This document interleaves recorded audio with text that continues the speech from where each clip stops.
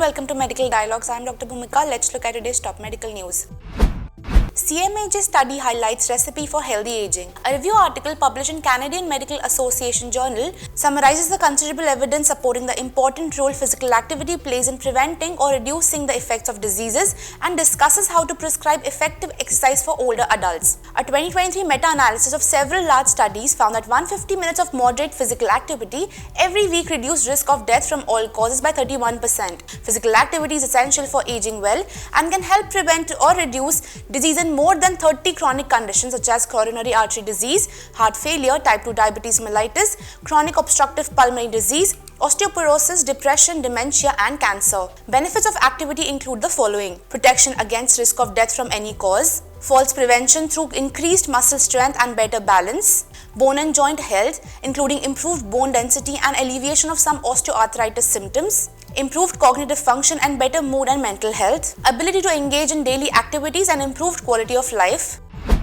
Clinical trial shows vaccine may eliminate precancerous cervical lesion. A therapeutic vaccine targeting human papillomavirus type 16 induced regression in high-grade precancerous cervical lesions according to the results from a phase 2 clinical trial published in Clinical Cancer Research, a journal of the American Association for Cancer Research. The VVax-001 vaccine is a modified version of the Semliki forest virus that cannot replicate and produces the oncogenic E6 and E7 protein that are expressed exclusively by HPV-16 infected cells. In the phase 2 clinical trial, 18 patients with HPV-16 positive CIN3 received 3 doses of VVax-001 3 weeks apart and then were routinely monitored via colposcopy before a final colposcopy guided biopsy at 19 weeks post-immunization.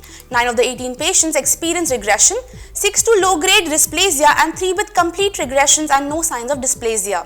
Lesion size was significantly reduced in all but one of the patients, and these reductions were evident within a month of finishing vaccination. The 9 patients whose disease did not regress received loop excision surgery, though no residual disease was found in 4 of these patients, suggesting the additional time to surgery might have allowed for full lesion eradication according to the authors.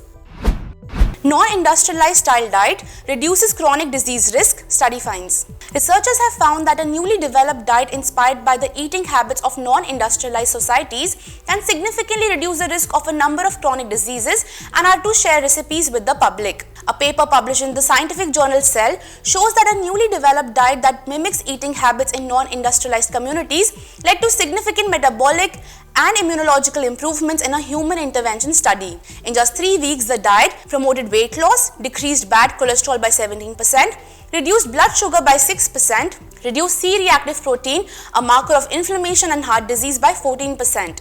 The study demonstrated that the new diet entitled NIME, Non-Industrialized Microbiome Restore Diet, enhanced short-term persistence of L. reuteri in the gut. However, it also improved microbiome features damaged by industrialization, such as reducing pro-inflammatory bacteria and bacterial genes that degrade the mucus layer in the gut. These changes were linked to improvement in cardiometabolic markers of chronic disease risk.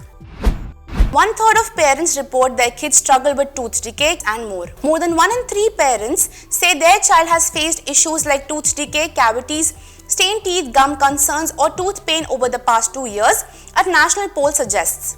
And these problems were linked to children's oral care routine, more commonly experienced among those who skipped dental hygiene recommendations or followed them less often.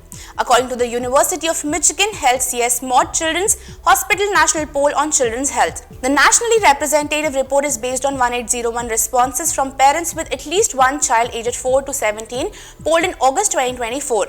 64% of parents say their child brushes their teeth twice a day and roughly 60% say their brushing lasts for at least 2 minutes. But fewer parents say their child consistently follows other oral health recommendations. In between brushing, rinsing the mouth with water after consuming sugary foods or beverages can help to prevent the sugar from adhering to the teeth. However, only 15% of parents report their child regularly uses this strategy.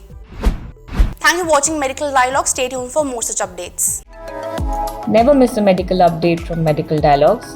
Like, subscribe, and press the bell icon.